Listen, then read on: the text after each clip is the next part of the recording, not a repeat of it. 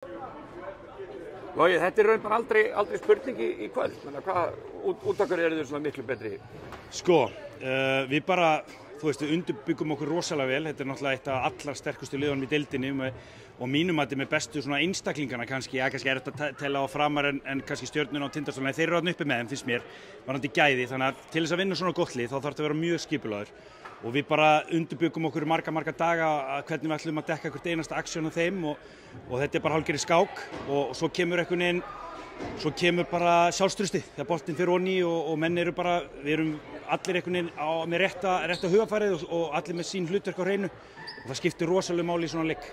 Og þetta virkaði dálítið líka þannig að það var bara einhvern veginn meiri bara vilji, þeir eru að taka þessu lausu bolta meira og... það vill oft vera þegar þú veist, einhvern veginn finnst þér vera kannski smá underdog, þó að við vitum að við erum góðir og allt það, en við erum búin að vera án dvein og vitum að þurfa allir að gera aðeins meira. Já, hann munar mikið um hann. Já, hann tekur mikið pláss og kraftur í honum og þá held ég að það verði bara einhver auka kraftur oft þegar þú þarft að gera meira og þessi litli hlutir, Snjólfur kemur og tekur lausa bolt út allan völl og Veigar Páll stígur upp þegar Shabazz fer út af og já, þetta er bara svona mikill liðsbragur finnst mér og liðsigur varnar og sóknarlega.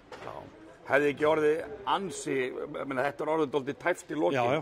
Þú væri ennþá grenjandi ef þetta hefði tapast. Þetta er nefnilega svona í þessu að maður er alltaf tilbúin fyrir þetta. Þegar maður er búin að ná ákveðnum mun að góð lið koma alltaf tilbaka og ég held að það sé svolítið gott að við tölum stundum það. Heyrðu, þið vitið að þið geta komið tilbaka en þá ætlum við að gera þetta.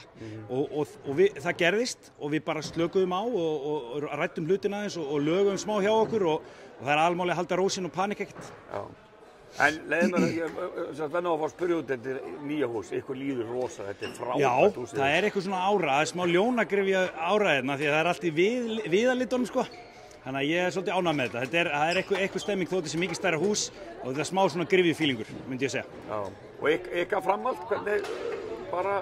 Já, núna er bara, þú veist, hörku leikir. Við hefum Grindavík og við áttum Grindavík í kvöld og svo eigum við Selfoss í bikarnum á sunnudaginn og hérna heima og svo eru tveir... Ættu að vera lettið ekki? Nei, það er aldrei neitt lett í þessu og pössum okkur að því en hérna, og svo eigum við Tindastól og Stjörnuna, þetta er rosa prógram og hérna, við bara tökum eitt leik í einu og hérna höldum áfram að byggja þessum liðskörfubolta sem við spilum. Frábært, takk fyrir. Takk.